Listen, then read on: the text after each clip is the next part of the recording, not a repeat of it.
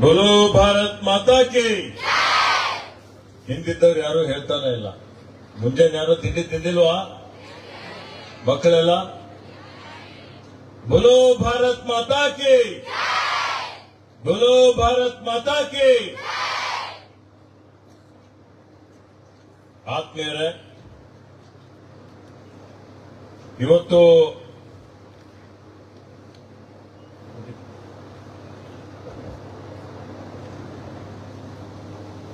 ನಾವೆಲ್ಲ ಬಾಲ್ಕಿಯಲ್ಲಿ ಬುಕ್ಲೆಟ್ ಕೊಡು ಸುಸಜ್ಜಿತವಾದಂತಹ ಒಂದು ಕ್ರೀಡಾಂಗಣ ನಿರ್ಮಾಣ ಮಾಡಲಿಕ್ಕೆ ಶಂಕುಸ್ಥಾಪನೆ ಮಾಡ್ತಾ ಇದ್ದೇವೆ, ಪೂಜೆ ಮಾಡ್ತಾ ಇದ್ದೇವೆ. ಮೊನ್ನೆ ಏಪ್ರಿಲ್ 14ನೇ ತಾರೀಕಿಗೆ ಮಾನ್ಯ ಮುಖ್ಯಮಂತ್ರಿಗಳು ಬಂದಂತಹ ಸಂದರ್ಭದಲ್ಲಿ 2025 ಕೋಟಿ ಈ ಅನುದಾನಕ್ಕೆ ನಾನು ಉದ್ಘಾಟನೆ ಮತ್ತು ಶಂಕುಸ್ಥಾಪನೆ ಅಲ್ಲಿ ಮಾಡಿಸಿದ್ದೇವೆ. ಭೂಮಿ ಪೂಜೆ ಆಗಿರಲಿಲ್ಲ ಬಾಲ್ಕಿಯಲ್ಲಿ. ಈ ಬಾಲ್ಕಿಯಲ್ಲಿ ಭೂಮಿ ಪೂಜೆ ಮಾಡಬೇಕು ಅಂತ ಹೇಳಿ ಇವತ್ತಿದಕ್ಕೆ ಚಾಲನೆ ಕೊಡುವಂತಹ ಕಾರ್ಯಕ್ರಮ ಹಮ್ಮಿಕೊಂಡಿದ್ದೇವೆ. ಈ ಕಾರ್ಯಕ್ರಮಕ್ಕೆ ನಾನು ವಿಶೇಷವಾಗಿ ವಿದ್ಯಾರ್ಥಿನಿಯರಿಗೆ ಆಹ್ವಾನ ಮಾಡಿದ್ದೇನೆ. ಯಾಕೆ ಮಾಡಿದ್ದೇನೆ? ಯಾಕೆಂದ್ರೆ ನೀವೆಲ್ಲ ನಮ್ಮ ದೇಶದ ಭವಿಷ್ಯದ ಪ್ರಜೆಗಳು. ನಮ್ಮ ದೇಶದ ಆಸ್ತಿ ಯಾರು? ನೀವೇ ಇದ್ದೀರಿ. ನಮ್ಮ ದೇಶದ ಸಂಪತ್ತು ಯಾರು? ನೀವೇ ಇದ್ದೀರಿ. ನಮ್ಮ ತಂದೆ ತಾಯಿಗಳ ಸಂಪತ್ತು ನೀವೇ ಇದ್ದೀರಿ. ಈಗಾಗಲೇ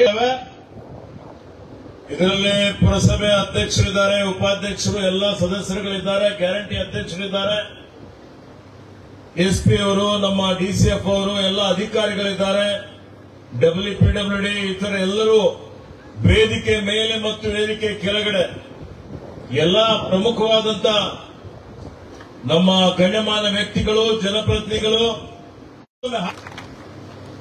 ನಿಮ್ಗೆಲ್ಲ ಗೊತ್ತಿದೆ,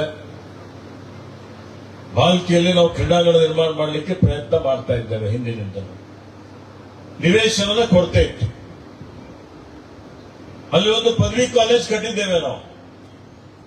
ಪದವಿ ಕಾಲೇಜ್ನಲ್ಲಿ ಇರುವಂತಹ ಭೂಮಿ ಏನಿದೆ ಬಹಳ ಕಡಿಮೆ ಭೂಮಿ ಇತ್ತು. ಬಹಳ ತಗ್ಗುಗಳು, ಸಮತಟ್ಟಿರಲಿಲ್ಲ.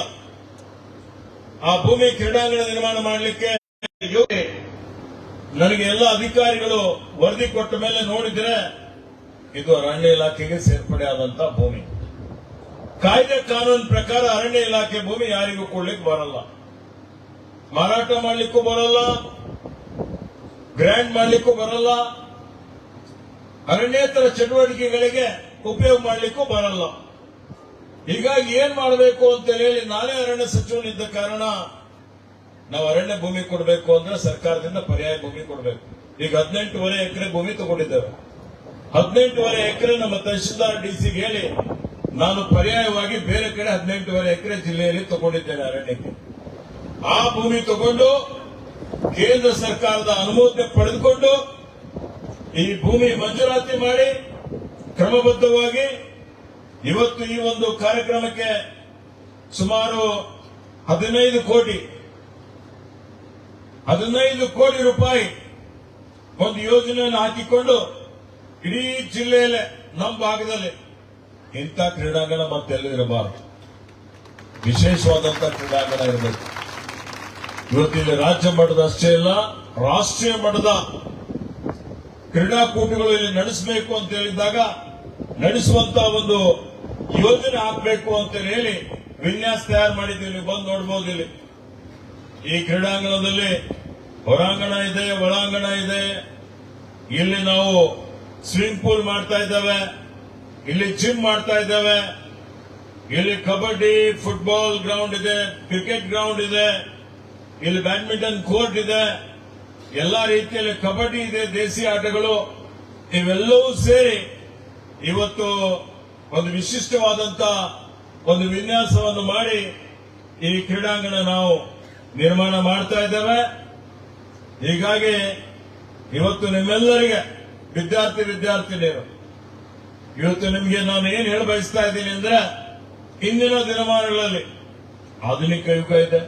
ನೀವು ನೋಡ್ತಾ ಇದ್ದೀರಿ, ಆರೋಗ್ಯವೇ ಭಾಗ್ಯ ಅಂತ ಹೇಳ್ತೀವಿ. ನಮ್ಮ ಆರೋಗ್ಯ ಚೆನ್ನಾಗಿರ್ಬೇಕಂದ್ರೆ ಏನ್ ಮಾಡಬೇಕು?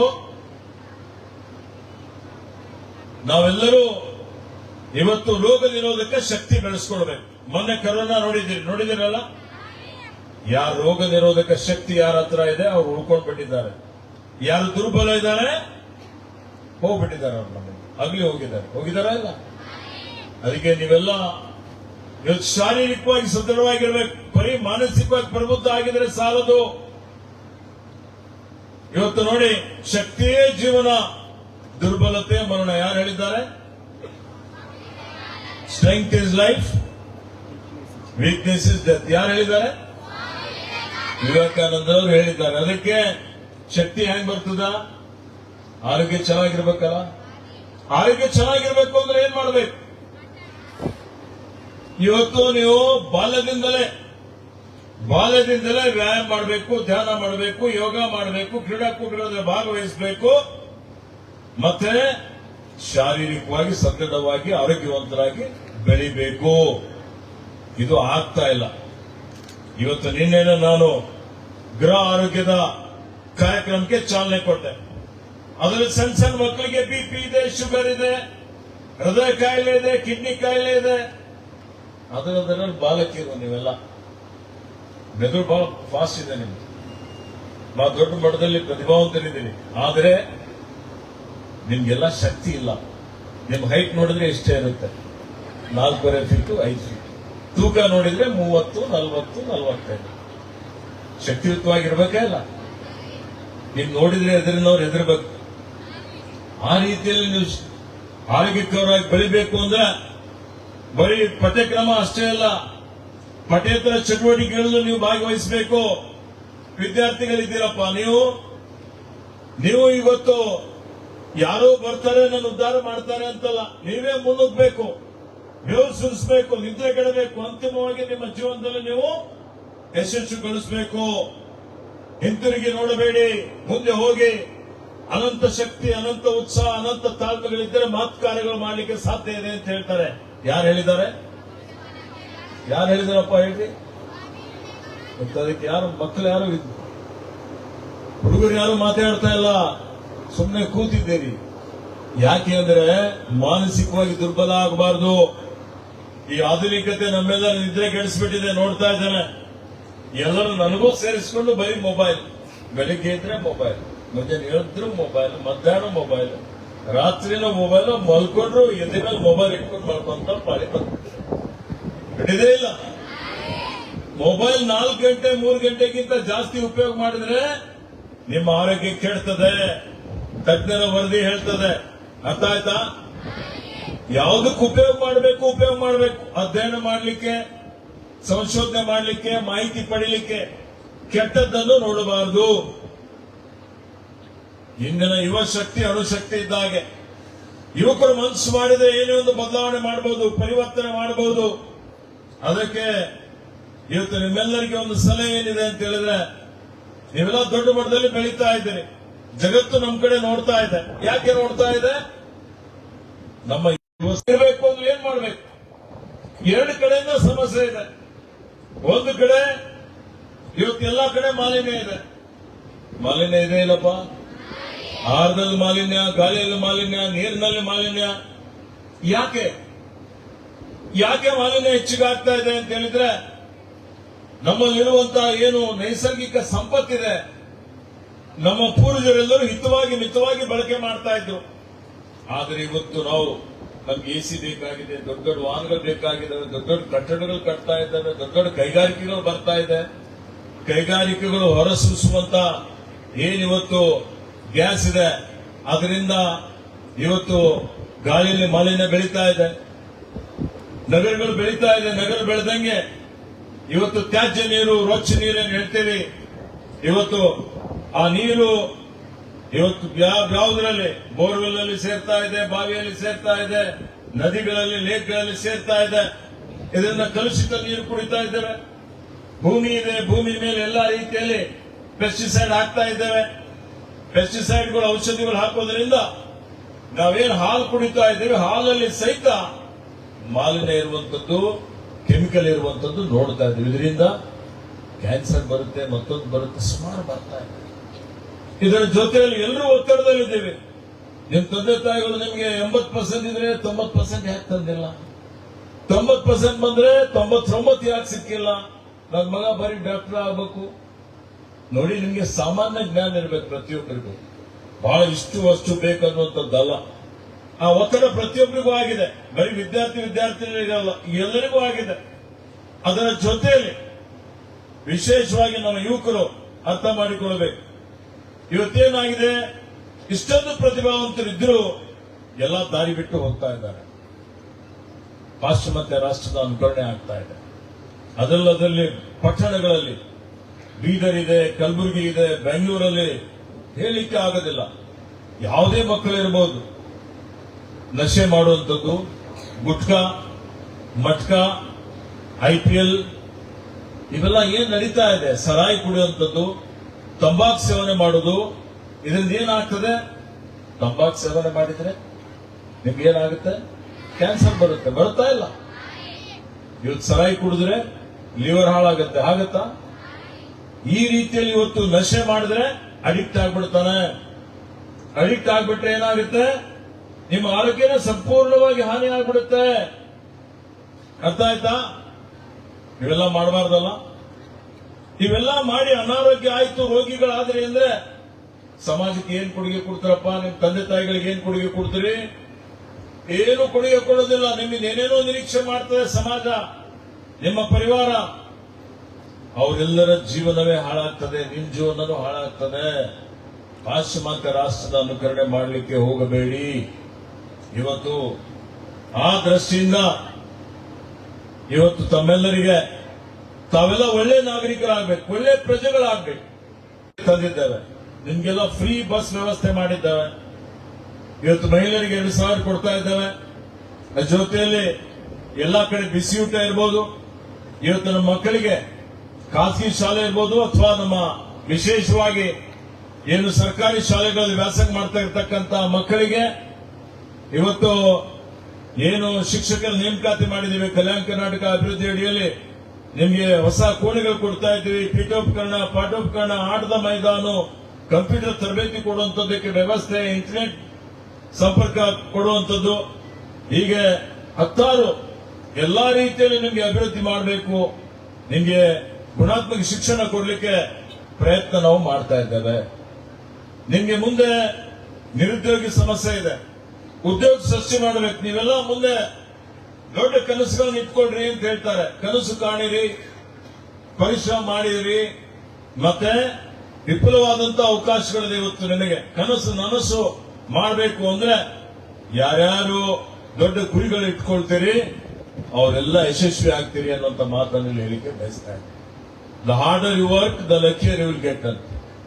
ಆ ಒಂದು ದೃಷ್ಟಿಯಿಂದ ಮುಂದೆ ನೀವೆಲ್ಲ ಇವತ್ತು ಏನು ಕೌಶಲ್ಯ ತರಬೇತಿ ಪಡೆದು ಸರ್ವಿಸ್ ಸೆಕ್ಟರ್ ಅಲ್ಲಿ, ಸೇವಾ ವಲಯದಲ್ಲಿ, ಬೀದರ್ ಜಿಲ್ಲೆಯಲ್ಲಿ, ನಮ್ಮ ಕಲ್ಯಾಣ ಕರ್ನಾಟಕದಲ್ಲಿ ವಿಶೇಷವಾಗಿ ನಾವು ಮುಂದೆ ನಿಮಗೆ ತರಬೇತಿ ಕೊಡುವಂಥದ್ದು. ಯಾಕೆಂದ್ರೆ ಇವತ್ತು ಆರ್ಟಿಫಿಷಿಯಲ್ ಇಂಟೆಲಿಜೆನ್ಸ್ ಬಂದಿದೆ, ರೋಬೋಟಿಕ್ಸ್ ಬಂದಿದೆ, ನಿಮ್ಮ ಪಠ್ಯಕ್ರಮವನ್ನು ಬದಲಾವಣೆ ಆಗ್ತಾ ಇದೆ. ನೀವೆಲ್ಲ PUC ಯಲ್ಲಿದ್ದೀರಿ, ಪದವಿಯಲ್ಲಿ ಇರಬಹುದು. ಯಾರು ನಿಮ್ಮ ಮುಂದಿನ ಭವಿಷ್ಯತ್ತಿನಲ್ಲಿ ನೀವೆಲ್ಲ ಬರೀ ಜಾಬ್ ಸಿಗಬೇಕು ಅಂತಲ್ಲ, ನಾನು ಉದ್ಯೋಗ ಕೊಡಿ ಅಂತ ಕೇಳುವಂತದ್ದಲ್ಲ, ಉದ್ಯೋಗ ಸೃಷ್ಟಿ ಮಾಡಿ ಬೇರೆಯವರಿಗೆ ಉದ್ಯೋಗ ಕೊಡುವಂತ ಒಂದು ಸಾಮರ್ಥ್ಯ ನನ್ನ ಹತ್ರ ಇದೆ ಅನ್ನುವಂತ ಒಂದು ನಂಬಿಕೆ ನೀವೆಲ್ಲ ಇಟ್ಕೊಳ್ಬೇಕು. ಆ ನಂಬಿಕೆ ಇಟ್ಕೊಂಡ್ರಿ ಅಂದ್ರೆ ನೀವು ಯಶಸ್ವಿ ಆಗ್ತೀವಿ. ನಿಮಗೆ ನಾವು ಯಾರಿಗೂ ಕಡಿಮೆ ಇಲ್ಲ ಅಂತ ಬಹಳ ಜನ ಈ ಭಾಗದಲ್ಲಿ ತೋರಿಸ್ಕೊಟ್ಟಿದ್ದಾರೆ. ನಿಮಗೆ ಆ ಒಂದು ನಿಟ್ಟಿನಲ್ಲಿ ಸ್ಕೈಸ್ ದ ಲಿಮಿಟ್ ಅಂತ ಹೇಳ್ತೀವಿ. If you aim for the skies you will go and sit on top of the tree ಅಂತ ಹೇಳ್ತಾರೆ. ಆ ಒಂದು ದೃಷ್ಟಿಯಿಂದ ದೊಡ್ಡ ಗುರಿಯನ್ನು ಇಟ್ಟುಕೊಂಡು ಮುಂದೆ ಹೋದ್ರಿ ಅಂದ್ರೆ ನಿಮ್ಮ ಭವಿಷ್ಯ ಉಜ್ವಲ ಆಗ್ತದೆ. ನೀವು ಸ್ವಾವಲಂಬಿಗಳಾಗಿ, ಸ್ವಾಭಿಮಾನಿಗಳಿಗೆ ಮುಂದೆ ಹೋಗ್ತೀರಿ. ಇವತ್ತೇನು ನಮ್ಮ ಬುದ್ಧ, ಬಸವ, ಅಂಬೇಡ್ಕರ್ ಅವರ ಕನಸುಗಳೇನಿತ್ತು, ಸಮಾಜ ನಿರ್ಮಾಣ ಮಾಡುವಂಥದ್ದು, ಎಲ್ಲರೂ ಅಭಿವೃದ್ಧಿ ಆಗಬೇಕು ಅನ್ನುವಂಥದ್ದು, ಎಲ್ಲರೂ ಸ್ವಾಭಿಮಾನಿಗಳಾಗಬೇಕು, ತಮ್ಮ ಕಾಲ ಮೇಲೆ ತಾವು ನಿಂತುಕೊಳ್ಳಬೇಕು. ಆ ದೃಷ್ಟಿಯಿಂದ ಅದೇ ನಿಟ್ಟಿನಲ್ಲಿ ನಾವಿವತ್ತು ನಿಮ್ಮೆಲ್ಲರಿಗೆ ಆಡಳಿತವನ್ನು ನಮ್ಮ ಸರ್ಕಾರ ಕೊಡ್ತಾ ಇದೆ.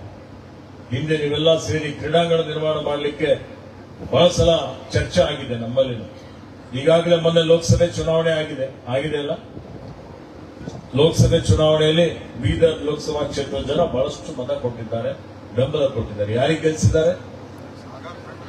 ಯಾರಿಗೆ ಗೆಲ್ಸಿದ್ದಾರೆ? ಸಾಗರ್ ಖಂಡ್ರೆ ಗೆಲ್ಸಿದಾರಲ್ಲ. ಸಾಗರ್ ಖಂಡ್ರೆ ಯಾರು? ನಿಮ್ಮ ಅಣ್ಣ, ನಿಮ್ಮ ತಮ್ಮ. ಯಾಕೆ ಗೊತ್ತಾ? ಸಾಗರ್ ಖಂಡ್ರೆ ಒಬ್ಬ ಯುವಕರಿಗೆ ಲೋಕಸಭಾ ಸದಸ್ಯರಾಗಬೇಕು ಅಂದ್ರೆ 40 ಆಗ್ಲಿ 50 ಆಗ್ಲಿ 60 ಆಗ್ಲಿ ಅಂತಿದ್ರು. 26 ವರ್ಷದ ಯುವಕ ಲೋಕಸಭೆ ಸದಸ್ಯ ಆಗ್ಬೇಕು ಅಂತ ಹೇಳಿದ್ರೆ ಈ ಬೀದರ್ ಜಿಲ್ಲೆ ಲೋಕಸಭಾ ಕ್ಷೇತ್ರದ ಜನರ ಆಶೀರ್ವಾದ ಅಂತ ನಾವೆಲ್ಲ ಹೇಳಬೇಕಾಗ್ತದೆ. ನೀವೆಲ್ಲ ಓಟ್ ಹಾಕ್ಲಿಕ್ಕಿಲ್ಲ, ಆದ್ರೆ ನಿಮ್ಮ ಮನಸ್ಸಿನಾಗಿತ್ತು ಸಾಗರ್ ಗೆಲ್ಲಿ ಅಂತ. ಇದ್ದೇ ಇಲ್ಲ, ಇತ್ತಾ? ಅದಕ್ಕೆ ನಿಮ್ದೆಲ್ಲ ಮನಸ್ಸಿನಾಗಿತ್ತು ಅಂದ್ರೆ ದೇವ್ರು ಹಂಗೆ ಮಾಡ್ಬಿಡ್ತಾರೆ, ಎಲ್ಲರಿಗೂ ಓಟ್ ಹಾಕಂಗೆ ಮಾಡ್ಬಿಡ್ತಾರೆ. ತಿಳಿತಾ? ಈ ಲೋಕಸಭೆಯಲ್ಲಿ ಮತ್ತೆ 21ಕ್ಕೆ ಲೋಕಸಭೆಗೆ ಹೋಗಿದ್ದಾರೆ. ಕ್ರೀಡಾಂಗಣ ಅಲ್ಲಿ ಇಲ್ಲಿ ಮಾಡಬೇಕು ಅಂದಾಗ ಸಾಗರ್ ಖಂಡ್ರೆ ಖುದ್ದಾಗಿ ಬಂದು 18 ಎಕರೆಯಲ್ಲಿ ದೊಡ್ಡ ಮಟ್ಟದಲ್ಲಿ ಕ್ರೀಡಾಂಗಣ ಆಗಬೇಕು ಅಂತ ಹೇಳಿ ಸಲಹೆ ಕೊಟ್ಟಿದ್ದು. ಮತ್ತದಕ್ಕೆ ನನಗೂ ಮನಸ್ಸು ಬಂದಿದ್ದಕ್ಕಾಗಿ ಇವತ್ತು ಈ ಕ್ರೀಡಾಂಗಣ ನಿರ್ಮಾಣ ಆಗ್ತಾ ಇದೆ ಅನ್ನುವಂತ ಮಾತನ್ನು ತಮ್ಮಲ್ಲಿ ಹೇಳಲಿಕ್ಕೆ ಬಯಸ್ತಾ ಇದ್ದೀನಿ. ಇದಕ್ಕೆ ಆತ್ಮೀಯ ಬಂಧುಗಳೇ, ಇವತ್ತು ಈ ಕ್ರೀಡಾಂಗಣ ಕೊಳ್ಳೂರವ್ರು ಮಾಡ್ತಾ ಇದ್ದಾರೆ. ಶಿವಶಂಕರ್ ಒಳ್ಳೆ ರೀತಿಯಿಂದ ವಿನ್ಯಾಸ ಹಾಕಿದ್ದಾರೆ. ಅವರು 1.5 ವರ್ಷ ಅಂತ ಹೇಳ್ತಾ ಇದ್ದಾರೆ, ನಾನು 1 ವರ್ಷದಲ್ಲಿ ಮುಗಿಸ್ರಿ ಅಂತ ಹೇಳ್ತಾ ಇದ್ದೇನೆ. ಏನ್ರಿ, ಗುಣಮಟ್ಟದ ಕ್ರೀಡಾಂಗಣ ಒಂದೇ 1 ವರ್ಷದಲ್ಲಿ ನಿರ್ಮಾಣ ಆಗ್ಬೇಕು. ಆ ರೀತಿಯಲ್ಲಿ 1 ವರ್ಷದಲ್ಲಿ ನಿರ್ಮಾಣ ಆಗಿ ಮತ್ತೆ ನಾವು ಮುಂದಿನ ವರ್ಷ ನಾವು ಆಗಸ್ಟ್ ಅಲ್ಲಿ ಇದ್ದೀವಿ. ಮುಂದಿನ ವರ್ಷ ಆಗಸ್ಟ್ 15ನೇ ತಾರೀಕಿನ ಒಳಗಾಗಿ ನನ್ನ ಸಂಕಲ್ಪ ಇದೆ. ಅವರು ಡಿಸೆಂಬರ್ ಜನವರಿ 26 ಅಂತಾರೆ, ಆದ್ರೆ ಮುಂದಿನ ವರ್ಷ 15ನೇ ಆಗಸ್ಟ್ ಒಳಗಾಗಿ ಈ ಯುದ್ಧೋಪಾದಿಯಲ್ಲಿ ಕ್ರೀಡಾಂಗಣ ನಿರ್ಮಾಣ ಮಾಡಿ ಕನಿಷ್ಠ ರಾಜ್ಯ ಮಟ್ಟದ ಒಂದು ಕ್ರೀಡಾಕೂಟ ಈ ಕ್ರೀಡಾಂಗಣದಲ್ಲಿ ಆಯೋಜನೆ ಮಾಡುವಂತದರ ಮುಖಾಂತರ ನಮ್ಮವರಿಗೆ ಆಹ್ವಾನ ಮಾಡಿ ಇವತ್ತು ಈ ಕ್ರೀಡಾಂಗಣದ ಉದ್ಘಾಟನೆ ಮಾಡೋಣ ಅನ್ನುವಂತ ಮಾತನ್ನು ತಮ್ಮೆಲ್ಲರಿಗೆ ಹೇಳಲಿಕ್ಕೆ ಬಯಸ್ತಾ ಇದ್ದೇನೆ. ಮಾಡೋಣ ಈಗ. ಅದಕ್ಕೆ ನೀವೆಲ್ಲ ಬಂದು ಇಲ್ಲಿ ಆಟ ಆಡ್ಲಿಕ್ಕೆ, ನಿಮ್ಗೆ ವಾಹನದ ವ್ಯವಸ್ಥೆ ಮಾಡ್ಲಿಕ್ಕೆ ಒಂದು ಏನಾದ್ರು ಮಾಡ್ತೀವಿ. ಕಲ್ಯಾಣ ಕರ್ನಾಟಕ ಸ್ವಲ್ಪ ದೂರ ಆಗುತ್ತೆ, ಒಂದು ಬಸ್ಗಳ ವ್ಯವಸ್ಥೆ ಮಾಡಿದ್ರೆ ನೀವು ಇಲ್ಲಿ ಸ್ಪರ್ಧೆ ಮಾಡಬೇಕು, ಆಟ ಮಾಡಬೇಕು, ಇಲ್ಲಿ ಸ್ವಿಮ್ಮಿಂಗ್ ಪೂಲ್ ಬರಬೇಕು, ಇಲ್ಲಿ ಜಿಮ್ಗೆ ಬರಬೇಕು ಅಂದ್ರೂ ನಿಮ್ಗೆಲ್ಲಾ ರೀತಿಯ ಸೌಕರ್ಯ ಒದಗಿಸುವಂತ ರೀತಿಯಲ್ಲಿ ಒಂದು ವ್ಯವಸ್ಥೆ ಮಾಡ್ತೀವಿ ಅನ್ನುವಂತ ಒಂದು ಭರವಸೆಯನ್ನು ನಿಮ್ಮಲ್ಲಿಗೆ ಕೊಡಲಿಕ್ಕೆ ಇಷ್ಟಪಡ್ತಾ ಇದ್ದೀನಿ. ನಿಮಗೆ ಆತ್ಮೀಯರೇ, ಈಗಾಗಲೇ ಬಾಲ್ಕಿ ಕ್ಷೇತ್ರ ಅಭಿವೃದ್ಧಿ ಆಗ್ತಾ ಇದೆ, ನೀವು ನೋಡ್ತಾ ಇದ್ದೀರಿ. ರಸ್ತೆ, ಚರಂಡಿ, ಕುಡಿಯುವ ನೀರು, ಬೀದಿ ದೀಪ, ಶಾಲೆ, ಕಾಲೇಜು, ಆಸ್ಪತ್ರೆ. ಈಗಾಗಲೇ ಬಾಲ್ಕಿಯಲ್ಲಿ ಸುಮಾರು 60 ಕೋಟಿ ರೂಪಾಯಿ ವೆಚ್ಚದಲ್ಲಿ ಬಡವರಿಗೆ ಗುಣಮಟ್ಟದ ಆರೋಗ್ಯ ಸೇವೆ ಸಿಗಬೇಕು ಅಂತ ಹೇಳಿ ಆ ಕಾಮಗಾರಿ ಪ್ರಾರಂಭ ಮಾಡಿದ್ದೇನೆ. ಅದು 1 ವರ್ಷ 1.5 ವರ್ಷದ ಅವಧಿಯಲ್ಲಿ 150 ಹಾಸಿಗೆ ಆಸ್ಪತ್ರೆ ಆಗ್ತಾ ಇದೆ. ಅದರ ಸದುಪಯೋಗ ಎಲ್ರಿಗೂ ಆಗ್ತದೆ ಅನ್ನುವಂತ ಮಾತನ್ನು ತಮ್ಮಲ್ಲಿ ಹೇಳಲಿಕ್ಕೆ ಬಯಸ್ತಾ ಇದ್ದೇನೆ. ಹಾಗೆ ಬಾಲ್ಕಿ ಕೆರೆ ಏನಿದೆ ಅಲ್ಲ, ಈ ಕೆರೆ ಅಭಿವೃದ್ಧಿಗೆ ಸುಮಾರು 15 ಕೋಟಿ ರೂಪಾಯಿ ಇಕ್ಕಿದ್ದರು. ಕೆರೆ ಸುತ್ತಮುತ್ತ ಬೋಟಿಂಗ್ ಮಾಡಬೇಕು, ನಿಮ್ಗೆ ಅಲ್ಲಿ ಪ್ರವಾಸಿಗರು ಬರಬೇಕು ಅಂತ ಹೇಳಿ ಅದರ ವಿಸ್ತೃತ ಯೋಜನಾ ವರದಿ ತಯಾರಾಗಿದೆ. ಒಂದು 15 ದಿವಸ ಒಳಗಾಗಿ ಅದರ ಟೆಂಡರ್ ಮಾಡ್ತೇವೆ. ಟೆಂಡರ್ ಮಾಡಿ ಅದನ್ನು ಲೋಕಾರ್ಪಣೆ ಮಾಡ್ತೇವೆ ಅನ್ನುವಂತ ಭರವಸೆಯನ್ನು ಕೊಡ್ತಾ ಇದ್ದಾರೆ. ಅದೇ ರೀತಿಯಲ್ಲಿ ನೀವೆಲ್ಲ ನೋಡ್ತಾ ಇದ್ದೀರಿ, ಇವತ್ತು ನಮ್ಮ ಎದುರುಗಡೆ ಎಲ್ಲಕ್ಕಿಂತ ಒಂದು ದೊಡ್ಡ ಸವಾಲು ಏನಿದೆ, ಜಗತ್ತಿನ ಎದುರುಗಡೆ ಏನ್ ಸವಾಲಿದೆ? ಇದು ಹವಾಮಾನ ಬದಲಾವಣೆ. ಏನಂತಿರೋದಕ್ಕೆ? Climate change. ಈ ಹವಾಮಾನ ಬದಲಾವಣೆಯಿಂದ ಏನೇನು ಆಘಾತಗಳಾಗ್ತಾ ಇದ್ದಾವೆ, ದುಷ್ಪರಿಣಾಮಗಳಾಗ್ತಾ ಇದ್ದಾವೆ, ನೀವು ನೋಡ್ತಾ ಇದ್ದೀರಿ. ಇವತ್ತು ಜಾಗತಿಕ ತಾಪಮಾನ ಹೆಚ್ಚಿಗೆ ಆಗಿ ಅನೇಕ ಜನ ಬಿಸಿಲಿನಿಂದ ಮೃತಪಡ್ತಾ ಇರ್ತಕ್ಕಂಥದ್ದು ನಮ್ಮ ಕಣ್ಣೆದುರುಗಡೆ ಇದೆ. ಒಂದ್ ಕಡೆ ಗುಡ್ಡ ಕುಸಿತ ಆಗ್ತಾ ಇದೆ, ಪ್ರವಾಹ ಬರ್ತದೆ, ಬರ ಬರ್ತದೆ. ಇನ್ನೊಂದು ಕಡೆ 15 ದಿವಸದಲ್ಲಿ ಬೀಳುವ ಮಳೆ ಒಂದೇ ದಿವಸದಲ್ಲಿ ಬೀಳ್ತದೆ. ಮಳೆ ಬೀಳಬೇಕಾದ್ರೆ ಬೀಳೋದಿಲ್ಲ. ಯಾಕೆ ಹಿಂಗಾಗ್ತದೆ? ಯಾಕಂದ್ರೆ ಪ್ರಕೃತಿ ವಿಕೋಪ. ಓಝೋನ್ ಲೇಯರ್ ಬಗ್ಗೆ ನೋಡಿದ್ರಿ, ಕೇಳಿದ್ರೆ, ಓದಿದ್ದೀರಾ ಇಲ್ಲ? ಅದಕ್ಕೆ ಇವತ್ತು ಈ ಹವಾಮಾನ ಬದಲಾವಣೆ ಹೆಂಗೆ ಇದನ್ನು ನಾವು ತಡಿಬೇಕು, ಹೆಂಗೆ ಮಿಟಿಗೇಟ್ ಮಾಡಬೇಕು, ಹೆಂಗೆ ಮಾಡ್ತೀರಿ? ನಮ್ಗೆ ಆಮ್ಲಜನಕ ಯಾರು ಕೊಡ್ತಾರೆ? ಕೊರೋನಾದಲ್ಲಿ ಎಲ್ಲಕ್ಕಿಂತ ಹೆಚ್ಚು ಜನ ಹೆಂಗೆ ಸತ್ತರು? ಆಕ್ಸಿಜನ್ ಇಲ್ಲದೆ ಸತ್ತರಲ್ಲ. ಆಕ್ಸಿಜನ್ ಎಲ್ಲರಿಗೂ ಬೇಕಲ್ಲ. ಆಕ್ಸಿಜನ್ ಎಲ್ಲರಿಗೆ ಬೇಕು ಅಂದ್ರೆ ಆಕ್ಸಿಜನ್ ಯಾರು ಕೊಡ್ತಾರೆ? ಮರಗಳು ಕೊಡ್ತವೆ. ಮರಗಳು ಕೊಡ್ತವೆ, ಗಿಡಗಳು ಕೊಡ್ತವೆ. ಅದಕ್ಕೆ ಹಸಿರುವುದಕ್ಕೆ ಜಾಸ್ತಿ ಮಾಡಬೇಕಲ್ಲ, ಮರ ಸಂರಕ್ಷಣೆ ಮಾಡಬೇಕಲ್ಲ, ಮರಗಳನ್ನು ಬೆಳೆಸಬೇಕಲ್ಲ. ನೀವೆಲ್ಲ ಬೆಳೆಸ್ತೀರಾ? ಈಗ ನನಗೆ ಯಾವ್ದು ಇಲಾಖೆ ಇದೆ? ಅರಣ್ಯ, ಜೀವಿ ಪರಿಸ್ಥಿತಿ ಮತ್ತು ಪರಿಸರ ಇಲಾಖೆ. ಪರಿಸರ ಪ್ರಕೃತಿ ಸಂರಕ್ಷಣೆ ಮಾಡಿದ್ರೆ ಮಾತ್ರ ಮುಂದಿನ ಎಲ್ಲಾ ಜೀವಿಗಳಿಗೂ, ಬರೀ ಮನುಷ್ಯರಿಗೆ ಮಾತ್ರ ಅಲ್ಲ, ಈ ಭೂಮಿ ಮೇಲೆ ಹುಟ್ಟಿದಂತ ಎಲ್ಲ ಪಕ್ಷಿಗಳಿರ್ಬೋದು, ಕೀಟಗಳಿರ್ಬೋದು, ಇತರ ಎಲ್ಲ ಜೀವ ವೈವಿಧ್ಯವೇ ಉಳಿಯುವಂತ ಕೆಲಸ ಈ ಪ್ರಕೃತಿ ಪರಿಸರ ಉಳಿದರೆ ಆಗ್ತದೆ. ಧರ್ಮೋ ರಕ್ಷಿತೆ ರಕ್ಷಿತ ಅಂತಾರೆ. ನಾವೇನನ್ಬೇಕು? ವೃಕ್ಷೋ ರಕ್ಷಿತೆ ರಕ್ಷಿತ. ಏನು? ವೃಕ್ಷೋ ರಕ್ಷಿತ. ಆ ರೀತಿಯಲ್ಲಿ ಇವತ್ತು ನಾವೆಲ್ಲರೂ ಸಂಕಲ್ಪ ಮಾಡಬೇಕು. ಹೀಗಾಗಿ ನಾನು ಅರಣ್ಯ ಸಚಿವನಾದ್ಮೇಲೆ ಬೀದರ್ ಜಿಲ್ಲೆಯಲ್ಲಿ ಇಲ್ಲಿವರೆಗೆ ಈ ವರ್ಷ ಸೇರಿಸಿ 40 ಲಕ್ಷ ಸಸಿ ನೆಟ್ಟಿದ್ದಾರೆ. ಎಷ್ಟು? ಈ ನಮ್ಮ ಹಿರಿಯ ಅರಣ್ಯ ಅಧಿಕಾರಿಗಳು ಇಲ್ಲೇ ಇದ್ದಾರೆ, ಇಬ್ರು ಇದ್ದಾರೆ. ನಾನು ಅದಕ್ಕೆ ಅವರಿಗೆ ಟಾರ್ಗೆಟ್ ಕೊಟ್ಟಿದ್ದೀನಿ. ಮುಂದಿನ ವರ್ಷ, ಈ ವರ್ಷ 10 ಲಕ್ಷ ಅಂದ್ರೆ ಮುಂದೆ ಮತ್ತೆ 20 ಲಕ್ಷ. ಕೊನೆಯವರೆಗೆ ನನ್ನ ಕಾರ್ಯಕಾಲದಲ್ಲಿ ಕನಿಷ್ಠ 1 ಕೋಟಿ ಸಸಿ ಬೀದರ್ ಜಿಲ್ಲೆ ನೆಡಬೇಕು ಅನ್ನುವಂಥದ್ದು ನಮ್ಮ ಸಂಕಲ್ಪ. ಸಸಿ ನೆಟ್ಟರೆ ಅಷ್ಟೇ ಅಲ್ಲ, ಸಸಿ ಪಾಲನೆ ಪೋಷಣೆ ಆಗಬೇಕು, ಅದಕ್ಕೆ ನೀರು ಹಾಕಬೇಕು, ಜೀವ ವೈವಿಧ್ಯತೆ ಉಳಿಬೇಕು. ಏನೇನಿದೆ ಬೀದರ್ನಲ್ಲಿ ಇವತ್ತು ನೋಡಿ, ಕೃಷ್ಣ ಮೃಗಗಳಿದ್ದಾವೆ. ಇದಾವ? ಕೇಳಿದಿರಿ? ಕೇಳಿಲ್ಲ. ಕೃಷ್ಣ ಮೃಗಗಳ ಸಂರಕ್ಷಣಾ ಪ್ರದೇಶ, ಮೀಸಲು ಪ್ರದೇಶ ಅಂತ ಘೋಷಣೆ ಮಾಡಿದ್ದೇವೆ. ಅಲ್ಲಿ ಇನ್ನೂ ಸ್ವಲ್ಪ ಕೆಲಸ ಮಾಡಬೇಕಾಗ್ತದೆ. ಅದಕ್ಕೆ ಬೀದರ್ ಜಿಲ್ಲೆಯಲ್ಲಿ ಪ್ರವಾಸೋದ್ಯಮ ಜಾಸ್ತಿ ಮಾಡಲಿಕ್ಕೆ ಒಂದು ಎಕೋ ಟೂರಿಸಂ ಪ್ರಾಜೆಕ್ಟ್ ಪ್ರಾರಂಭ ಮಾಡ್ತಾ ಇದ್ದಾರೆ. ಟ್ರೆಕ್ಕಿಂಗ್ ಹೋಗ್ತಿರಲ್ಲ, ಕೇಳಿದಿರಿ? ನಿಮ್ಗೆಲ್ಲ ಗೊತ್ತಿಲ್ಲ. ಬಹಳ ಜನ ಇವತ್ತಿನ ದಿವಸ ಟ್ರೆಕ್ಕಿಂಗ್ ಮಾಡೋದು ಅವರ ಹಾಬಿ ಇರುತ್ತೆ. ಒಳ್ಳೆ ರೀತಿಯಿಂದ ಪ್ರಕೃತಿ ಪರಿಸರ ಎಲ್ಲೋ ಅನುಭವ ಮಾಡಬೇಕು ಅನ್ನೋದು. ಆ ರೀತಿಯಲ್ಲಿ ಸುಮಾರು 15 ಕೋಟಿ ರೂಪಾಯಿ ವೆಚ್ಚದಲ್ಲಿ ನಮ್ಮ ಬೀದರ್ ಪಾಲ್ಕೆ ಗಡಿ ಭಾಗದಲ್ಲಿ ಇದೇ ಹೊನ್ನಿಕೇರಿ ಹತ್ರ ಒಂದು ಟ್ರೆಕ್ಕಿಂಗ್ ಪ್ರಾಜೆಕ್ಟ್ ಮಾಡಲಿಕ್ಕೆ ಅನುಮೋದನೆ ಆಗಿದೆ. ಅದನ್ನು ಕಲ್ಯಾಣ ಕರ್ನಾಟಕ ಅಭಿವೃದ್ಧಿ ಮಂಡಳಿಯಲ್ಲಿ ಆದಷ್ಟು 6 ತಿಂಗಳ ಒಳಗಾಗಿ ಅದನ್ನು ಪೂರ್ಣಗೊಳಿಸಿ ಈ ಜಿಲ್ಲೆಯ ಜನರಿಗೆ, ಎಲ್ಲ ಪ್ರವಾಸಿಗರಿಗೆ ಲೋಕಾರ್ಪಣೆ ಮಾಡ್ತೀವಿ ಅನ್ನುವಂತ ಮಾತನ್ನು ವೇದಿಕೆ ಮುಖಾಂತರ ಹೇಳಲಿಕ್ಕೆ. ಅದೇ ರೀತಿಯಲ್ಲಿ ಒಂದು ಏವಿಯರಿ ಪಾರ್ಕ್, ಎಲ್ಲಾ ರೀತಿಯ ಪಕ್ಷಿಗಳು, ಎಕ್ಸೋಟಿಕ್ ಬರ್ಡ್ಸ್, ನೀವೆಲ್ಲ ಹೋದ್ರಿ ಅಂದ್ರೆ ಅದರಲ್ಲೇ ಮೈ ಮರಿಬೇಕು. ಒತ್ತಡ ಇರುತ್ತಲ್ಲ, ಟೆನ್ಷನ್ ಕಮ್ಮಿ ಮಾಡ್ಬೇಕಂದ್ರೆ ಎಲ್ಲರೂ ಹೋಗ್ತಿರಲ್ಲ, ಪಿಕ್ಚರ್ ನೋಡ್ತೀರಿ, ಮತ್ತೊಂದು ನೋಡ್ತೀರಲ್ಲ, ಮತ್ತೆ ಅದೆಲ್ಲ ನೋಡೋದು ಬೇಡ. ಹೋಗಿ ಒಳಗೆ ನೀವೆಲ್ಲ ಬರ್ಡ್ಸ್ ಗಳಿಗೆ ನೋಡಿ ಮನೋರಂಜನೆ ಆಗಬೇಕು ಅನ್ನುವಂತ ರೀತಿಯಲ್ಲಿ ಸುಮಾರು 20 ಕೋಟಿ ರೂಪಾಯಿ ವೆಚ್ಚದಲ್ಲಿ ಈಗಾಗಲೇ 12 ಕೋಟಿ ಮಂಜೂರಿ ಮಾಡಿದ್ದೇನೆ. ವಿಸ್ತೃತ ಯೋಜನಾ ವರದಿ DPR ತಯಾರಾಗ್ತಾ ಇದೆ. 1 ತಿಂಗಳ ಒಳಗಾಗಿ ಟೆಂಡರ್ ಮಾಡ್ತೀವಿ. 2.5 ತಿಂಗಳಲ್ಲಿ ಪ್ರಾರಂಭ ಮಾಡಿ ಅದನ್ನು ಮುಂದಿನ ಆಗಸ್ಟ್ 15 ಒಂದು 6 7 ತಿಂಗಳಲ್ಲಿ ಪೂರ್ಣಗೊಳಿಸಿ ನಮ್ಮ ಮಕ್ಕಳಿಗೆಲ್ಲ ಕರ್ಕೊಂಡು ಹೋದ್ರೆ ಯಾವ ಪ್ರಭೇದದ ಬರ್ಡ್ಗಳಿದ್ದಾವೆ, ಎಲ್ಲಿಂದ ಬರ್ತವೆ, ನಿಮ್ದು ಪಕ್ಷಿಗಳ ಬಗ್ಗೆ, ಪ್ರಾಣಿಗಳ ಬಗ್ಗೆ ಎಲ್ಲರಿಗೂ ಅರಿವಿರ್ಬೇಕಲ್ಲ.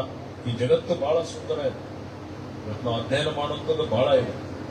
ಬರೀ ನೀವು ಇವತ್ತು ಮಗ್ ಮಾಡಿ ವಿದ್ಯಾಭ್ಯಾಸ ಮಾಡಿದ್ರೆ ಅಲ್ಲ, ಎಲ್ಲವನ್ನೂ ಅರ್ಥ ಮಾಡಿಕೊಳ್ಳಬೇಕು ಬಂದ ಮೇಲೆ. ಆ ರೀತಿಯಲ್ಲಿ ಅದನ್ನು ಮಾಡಲಿಕ್ಕೆ ಹೊರಟಿದ್ದೇವೆ. ಇವತ್ತು ಬೀದರ್ ಜಿಲ್ಲೆಯಲ್ಲಿ ಹಸಿರು ಹೊದಿಕೆ ಜಾಸ್ತಿ ಮಾಡಲಿಕ್ಕೂ ಎಲ್ಲಾ ರೀತಿಯ ಕ್ರಮಗಳನ್ನು ನಾವು ತೆಗೆದುಕೊಂಡಿದ್ದೇವೆ. ಮತ್ತೆ ಅದಕ್ಕೆ ನಿಮ್ಗೆಲ್ಲರಿಗೆ ಮುಂದಿನ ದಿನಮಾನಗಳಲ್ಲಿ ನನ್ನ ಉದ್ದೇಶ, ಹಿಂದೆ ಬೆಂಗಳೂರು ಇತ್ತು, ಬೆಂಗಳೂರು ಗಾರ್ಡನ್ ಸಿಟಿ ಅಂತಿದ್ರು. ಏನಂತಿದ್ರು? ಉದ್ಯಾನವನದ ನಗರಿ. ಯಾರ್ಯಾರು ನಿವೃತ್ತರಾಗಿದ್ದಾರೆ, ನಿವೃತ್ತರಾದವರ ಸ್ವರ್ಗ ಅಂತ ಹೇಳ್ತಾ ಇದ್ರು. ಆದರೆ ಇವತ್ತು ಬೀದರ್ ಜಿಲ್ಲೆ ಯಾರು ನಿವೃತ್ತರಾಗ್ತಾರೆ, ಇಲ್ಲಿರುವಂತ ಜನ, ಬೇರೆ ಭಾಗದಿಂದ ಜನ ಬಂದು ಬೀದರ್ದಲ್ಲಿ ಇರ್ಬೇಕಪ್ಪ, ಒಳ್ಳೆ ಹವಾಮಾನ ಇದೆ, ಒಳ್ಳೆ ಜನ ಇದ್ದಾರೆ, ಒಳ್ಳೆ ರೀತಿಯಲ್ಲಿ ಶುದ್ಧ ನೀರಿದೆ, ಶುದ್ಧ ಆಹಾರ ಸಿಗ್ತದೆ, ಎಲ್ಲಾ ರೀತಿಯ ಸೌಕರ್ಯಗಳಿದೆ ಅಂತ ಹೇಳಿ ಬಂದು ಉಳಿಬೇಕು. ಆ ರೀತಿಯಲ್ಲಿ ಬೀದರ್ ಜಿಲ್ಲೆ ಅಭಿವೃದ್ಧಿ ಮಾಡಬೇಕು ಅಂತ ಹೇಳಿ ನಾನು, ರಹೀಂ ಖಾನ್ ಇಲ್ಲ, ಎಲ್ಲ ನಮ್ಮ ಜನಪ್ರತಿನಿಧಿಗಳು ತೀರ್ಮಾನ ಮಾಡಿದ್ದೇವೆ. ಹೀಗಾಗಿ ನಿಮ್ಮೆಲ್ಲರ ಒಂದು ಸಹಕಾರ ಬೇಕಾಗಿದೆ. ಇವತ್ತು ನಮ್ಮ ಫಿಸಿಕಲ್ ಟೀಚರ್ಸ್ ತೀರ್ಪುಗಾರೆಲ್ಲ ಬಂದಿದ್ದಾರೆ, BO ಇದ್ದಾರೆ, ಸಂಘ ಸಂಸ್ಥೆಗಳ ಎಲ್ಲ ಅಧ್ಯಕ್ಷರುಗಳು ಸುಮಾರು ಜನ ಬಂದಿದ್ದಾರೆ. ಇನ್ನೂ ಹೆಚ್ಚಿಗೆ ನಾವು ಪ್ರಚಾರ ಮಾಡಿಲ್ಲ, ಬರೀ ವಿದ್ಯಾರ್ಥಿಗಳು ಬರಬೇಕು ಅಂತ ಮಾಡಿದ್ದಾರೆ. ಕೆಲವು ನಮ್ಮಲ್ಲಿ ಬಂದಿದ್ದಾರೆ. ಇಲ್ಲಿ ಸುಮಾರು ಅನೇಕ ಜನ ಎಲ್ಲ ನಮ್ಮ ಮುನ್ಸಿಪಾಲಿಟಿ ಮೆಂಬರ್ಸ್ ಎಲ್ಲ ಇದ್ದಾರೆ. ಅವರು ಸಾಕಷ್ಟು ಪ್ರಯತ್ನ ಮಾಡಿ ಬಾಲ್ಕಿ ಸ್ವಚ್ಛ ಬಾಲ್ಕಿ ಸುಂದರ ಬಾಲ್ಕಿ ಮಾಡಲಿಕ್ಕೆ ಪ್ರಯತ್ನ ಮಾಡ್ತಾ ಇದ್ದಾರೆ. ಹೀಗಾಗಿ ಇವತ್ತು ಈ ಕ್ರೀಡಾಂಗಣ ಯಾರಿಗೆ ಲೋಕಾರ್ಪಣೆ ಮಾಡ್ತಾ ಇದ್ದೀವಿ? ವಿದ್ಯಾರ್ಥಿಗಳಿಗೆ, ನಿಮಗೆ ಲೋಕಾರ್ಪಣೆ ಮಾಡ್ತಾ ಇದ್ದೀನಿ ಅನ್ನೋಂಥ ಮಾತನ್ನು ಹೇಳುತ್ತದೆ. ನಿಮಗಾಗಿ ಈ ಕ್ರೀಡಾಂಗಣ ನಾವು ನಿರ್ಮಾಣ ಮಾಡ್ತಾ ಇದ್ದೇವೆ. ಇದು ಪೂಜೆ ಮಾಡಿದ್ದೇವೆ. ಆದಷ್ಟು 21ನೇ ತಾರೀಕಿನಿಂದ ಲೋಕಸಭೆ ಇವತ್ತು ಪ್ರಾರಂಭ ಆಗ್ತಾ ಇದೆ. ಆ ಲೋಕಸಭೆ ಸಿದ್ಧತೆ ಮಾಡಿಕೊಳ್ಳಿಕ್ಕೆ ಬೆಂಗಳೂರಿಗೆ ಹೋಗಿದ್ದಾರೆ. ಬಂದ ಮೇಲೆ ಮತ್ತೆ ನಿಮ್ ಜೊತೆಯಲ್ಲಿ ಅವರು ಇರ್ತಾರೆ ಅನ್ನುವಂತ ಒಂದು ಮಾತನ್ನು ತಮ್ಮೆಲ್ಲರಿಗೆ ಹೇಳುತ್ತಾ ನಾನು ಭಾಷಣ ಮುಗಿಸೋಕ್ಕಿಂತ ಪೂರ್ವದಲ್ಲಿ ನಿಮ್ಮೆಲ್ಲರಿಗೆ ಒಂದು ಪ್ರತಿಜ್ಞಾವಿಧಿ, ನೀವೆಲ್ಲರೂ ಸಂಕಲ್ಪ ಮಾಡಬೇಕು. ಎದ್ದು ನಿಂತು ಬಲಗೈ ಮುಂದೆ ಚಾಚಿ ನಾನು ಹೇಳಿದ್ದಂಗೆ ನೀವೆಲ್ಲ ಹೇಳ್ಬೇಕು. ಹೇಳ್ತೀರಾ? ಹೇಳಿ. ಆ ಪ್ರತಿಜ್ಞಾವಿಧಿ ಮಾಡಿ ನನ್ನ ಭಾಷಣವನ್ನು ಮುಕ್ತಾಯ ಮಾಡುತ್ತೇನೆ. ಈ ದೇಶದ ಯುವ ಶಕ್ತಿಯಾಗಿ ಭವಿಷ್ಯದ ಪ್ರಜೆಯಾಗಿರುವ ನಾನು ನನ್ನ ದೇಹವನ್ನು ಸದೃಢವಾಗಿಟ್ಟುಕೊಳ್ಳಲು ಇಚ್ಛಿಸುತ್ತೇನೆ. ನಿತ್ಯ ವ್ಯಾಯಾಮ, ನಡಿಗೆ ಮೂಲಕ ನನ್ನ ದೇಹವನ್ನು ಸದೃಢವಾಗಿ ಮತ್ತು ಆರೋಗ್ಯಪೂರ್ಣವಾಗಿಟ್ಟುಕೊಂಡು ಆರೋಗ್ಯವಂತ ಸಮಾಜ ನಿರ್ಮಾಣಕ್ಕೆ ಶ್ರಮಿಸುತ್ತೇನೆ. ಸ್ವಾಮಿ ವಿವೇಕಾನಂದರವರು ಹೇಳುವಂತೆ ನನ್ನ ಜೀವನದ ಶಿಲ್ಪಿ ನಾನೇ ಆಗುತ್ತೇನೆ. ನಾನು ಸರಾಯಿ, ಮದ್ಯ, ಸಿಗರೇಟ್, ಗಾಂಜಾ, ಮಾದಕ ದ್ರವ್ಯ ವ್ಯಸನಕ್ಕೆ ಬೀಳದೆ ಮೊಬೈಲ್ ಗೇಮ್, ಬೆಟ್ಟಿಂಗ್ ನಂತಹ ದುಶ್ಚಟಗಳ ದಾಸನಾಗದೆ ವಿದ್ಯಾವಂತನಾಗಿ ಬುದ್ಧಿವಂತನಾಗಿ ಈ ದೇಶಕ್ಕೆ ಸಮಾಜಕ್ಕೆ ನನ್ನ ಕೈಲಾದ ಕೊಡುಗೆ ನೀಡುವ ಮೂಲಕ ನನ್ನ ಹೆತ್ತು ಹೊತ್ತು ಸಲಹಿದ ತಂದೆ ತಾಯಿಗಳಿಗೆ, ವಿದ್ಯೆ ಕಲಿಸಿದ ಗುರುಗಳಿಗೆ, ಆಶ್ರಯ ನೀಡಿದ ಈ ನಾಡಿಗೆ ಹೆಸರು ತರುತ್ತೇನೆ. ಪ್ರಕೃತಿ ಪರಿಸರ ಇದ್ದರೆ ನಾವು ಎಂಬುದು ನನಗೆ ಚೆನ್ನಾಗಿ ಅರಿವಾಗಿದೆ. ಮರ ಗಿಡ ಬೆಳೆಸಿದರೆ ನಮಗೆ ಪ್ರಾಣವಾಯು ಲಭಿಸುತ್ತದೆ. ಹೀಗಾಗಿ ನಾನು ಮನೆಯ ಮುಂದೆ ಒಂದು ಸಸಿ ನೆಟ್ಟು ಅದು ಹೆಮ್ಮರವಾಗಿ ಬೆಳೆಯುವಂತೆ ನೀರೆರೆದು ಪೋಷಿಸುತ್ತೇನೆ. ಹಸಿರೇ ಉಸಿರು. ಆರೋಗ್ಯವಂತ ಯುವಕರಿಂದ ಆರೋಗ್ಯಪೂರ್ಣ ಸಮಾಜದ ನಿರ್ಮಾಣ ಸಾಧ್ಯ ಎಂಬ ಸಂದೇಶವನ್ನು ಜಗತ್ತಿಗೆ ಸಾರುತ್ತೇನೆ. ನನ್ನ ಬೀದರ್, ಹಸಿರು ಬೀದರ್, ನನ್ನ ಭಾಲ್ಕಿ, ಹಸಿರು ಭಾಲ್ಕಿ, ನನ್ನ ಆರೋಗ್ಯ, ಸಮುದಾಯದ ಆರೋಗ್ಯ. ಜೈ ಹಿಂದ್, ಜೈ ಕರ್ನಾಟಕ. ಪ್ರತಿಜ್ಞೆ ಅಂತೂ ಮಾಡಿದ್ದೀರಿ, ಮಾಡಿದ ಪ್ರಕಾರ ನಡೀತೀರಿ. ಹಾರಿ ಅಂತ್ರಿ ಮತ್ತ ಮೊಬೈಲ್ಗೆ ಮಾಡ್ತೀರಿ. ಕರೆಯದ ಈಗ ಆಡಲ್ಲ. ಆಯ್ತು, ಮೊಬೈಲ್ ಕಡಿಮೆ ಮಾಡ್ರಿ, ಇಲ್ಲಾಂದ್ರೆ ದುರ್ಬಲ ಆಗ್ತದೆ ನೋಡ್ರಿ ಮೆದುಳು. ಏನು ನೆನ್ಪಿಡಲ್ಲ ಮುಂದೆ. ಅರ್ಥ ಆಯ್ತಾ? ಆಯ್ತು, ಈಗ ಆದಷ್ಟು ಬೇಗ ಕ್ರೀಡಾಂಗಣ ನಿರ್ಮಾಣ ಮಾಡೋಣ. ಒಳ್ಳೆ ವಿದ್ಯಾಭ್ಯಾಸ ಮಾಡಿ, ಒಳ್ಳೆ ಶಿಕ್ಷಣ ಪಡೀರಿ.